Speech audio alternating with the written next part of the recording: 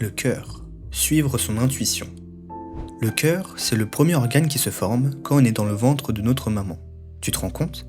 Il est là, battant avant même que notre cerveau soit complètement développé. Et je crois que c'est pour ça que quand on écoute notre cœur, on se sent plus en phase avec nous-mêmes.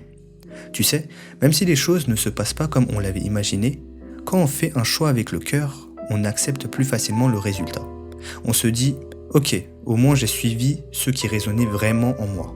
C'est ça l'alignement, se sentir en accord avec qui on est, même si tout ne va pas comme prévu. Le cerveau, l'analyse et la logique. Le cerveau, maintenant, moi je le vois comme un ordinateur super puissant. Un truc ultra performant qui calcule, évalue, pèse le pour et le contre. Quand je prends une décision avec mon cerveau, c'est souvent après avoir réfléchi longtemps, évalué chaque possibilité, chaque conséquence. Mais tu sais ce qui se passe parfois ?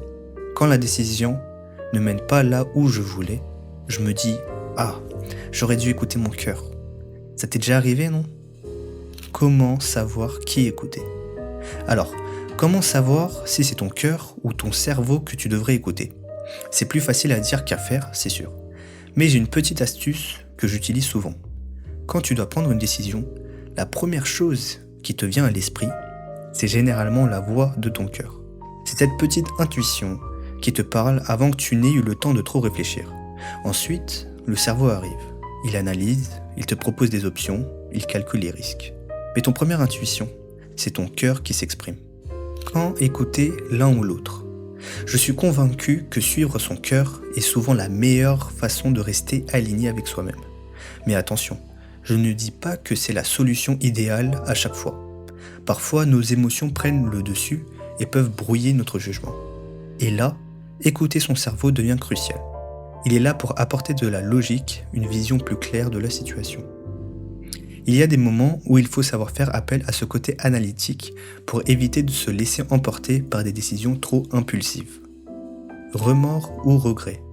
L'importance de passer à l'action. Moi, je préfère avoir des remords plutôt que des regrets. Un remords, c'est quand tu te dis « Pourquoi j'ai fait ça ? J'aurais pas dû ». Un regret, c'est « Pourquoi je n'ai pas fait ça ? J'aurais dû me lancer ». Tu vois la différence ? Les remords, c'est quand tu as agi, tu as tenté quelque chose. Les regrets, eux, viennent quand tu n'as rien fait, quand tu es resté inactif. Et franchement, mieux vaut agir et apprendre, même si ça ne marche pas toujours, que de rester bloqué par la peur ou l'incertitude. La conclusion. Chaque choix compte. Pour conclure, voici ma philosophie. Chaque choix que tu fais est le bon choix.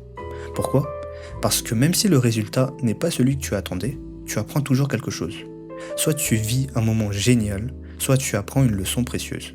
Et c'est ça, au fond, la beauté des choix qu'on fait dans la vie. Je veux te laisser avec une phrase que mon manager m'a dit un jour. C'est une phrase simple mais puissante. Et je crois que c'est pour ça qu'elle m'a marqué.